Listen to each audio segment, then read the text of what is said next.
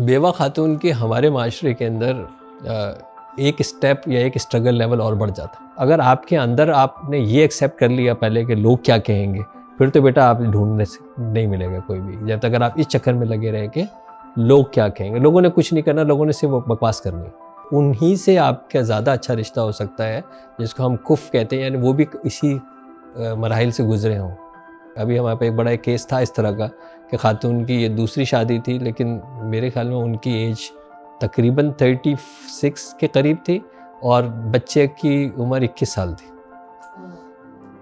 ज़ायदा खातून लाहौर से एक उन्होंने सवाल किया है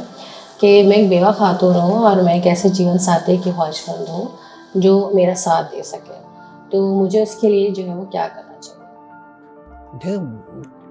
बेवा खातून के हमारे माशरे के अंदर एक स्टेप या एक स्ट्रगल लेवल और बढ़ जाता है, एक लेवल और बढ़ जाता है। एक जो अरब का माशरा था, जिसकी हम बहुत सारी एग्जांपल्स हमेशा से देते हैं कि वहाँ पे एक बेवा खातून का कितनी आसानी से निकाह हो जाता था।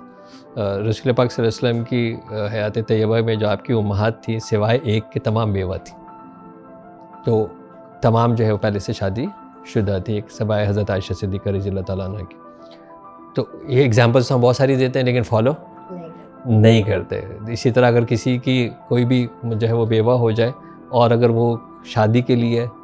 आगे बढ़ती है, तो बहुत ज़्यादा माशरा उसको कोई इनकरेज हमारे यहाँ नहीं करता, बल्कि बहुत अच्छी नज़रों से भी, और घर में से भी आ रही होती है। ज़रा सोचो तो सही, लोग क्या कहेंगे, यार वो तो एक जायज़ अपना घर बसाने की बात कर रही है, लेकिन जनरली हम नहीं इसको ऊपर तवज्जो देते, बल्कि डिस्करेज भी करते हैं। अब छोड़ो बस, अब जो भी है ज़िंदगी अब जैसी भी है। तो अब अगर आपके अंदर आपने ये एक्सेप्ट कर लिया पहले कि लोग क्या कहेंगे, फिर तो बेटा आप ढूंढने से नहीं मिलेगा कोई भी। जब तक अगर आप इस चक्कर में लगे रहे कि लोग क्या कहेंगे, लोगों ने कुछ नहीं करना, लोगों ने सिर्फ बकवास करनी है, तो आपको सबसे पहले तो अपने अंदर से ये चीज़ निकालनी है कि हु केयर्स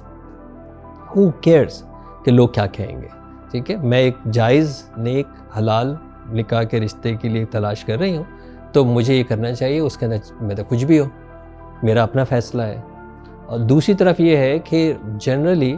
फिर उन्हीं से आपका ज़्यादा अच्छा रिश्ता हो सकता है, जिसको हम कुफ कहते हैं, यानी वो भी इसी मराहिल से गुजरे हों।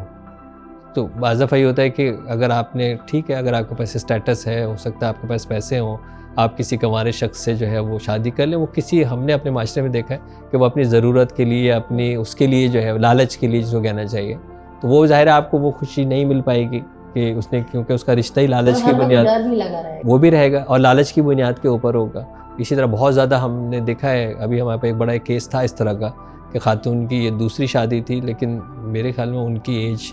तकरीबन 36 के करीब थी और बच्चे की उम्र 21 साल थी।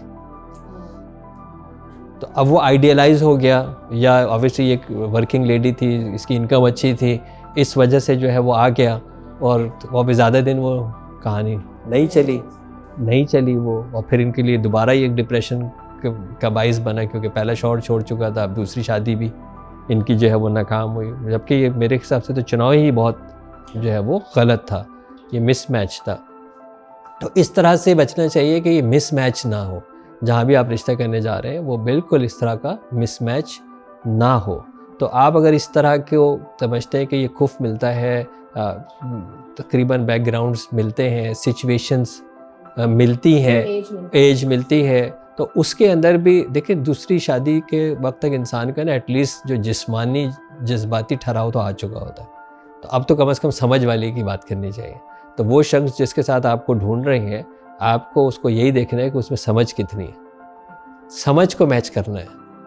ना, ख्यालात को मैच करना है, आदात को मैच करना है। इन चीज़ों को आप अगर मद्देनज़र रखेंगे तो वो भी ज़ाहिर इसी तरह के लोग दूसरी तरफ भी ढूंढ रहे होते हैं। और ये अलग बात है कि हमारे यहाँ उन्हीं के घर वाले कहते हैं कि ये तुझे क्या ज़रूरत है बेवा के जाने की, क्या हो गया तुझे, तो फिर भी कमारी मिल जाएगी, ऐसा ही ना, उस तरह भी जो है वो कहते थे तो फिर भी मिल जाएगी। तो नॉर्मली हमने इस तरह के भी केस देखे हैं कि वो कमारी मिल तो जाती है, लेकिन उसको भी पता है, फिर वो सर चढ़ के आती है, क्योंकि उसको भी पता है कि आपने, मेरे स्टेटस ज़्यादा है, मैं कमारी, मैं खूबसूरत, मैं यंग, आप ऑलरेडी अब झूलने शुरू हो गए हैं, दवाइयाँ अलग खा रहे हैं, तो फिर वो जज्बाती तौर के ऊपर ब्लैकमेल भी करती है।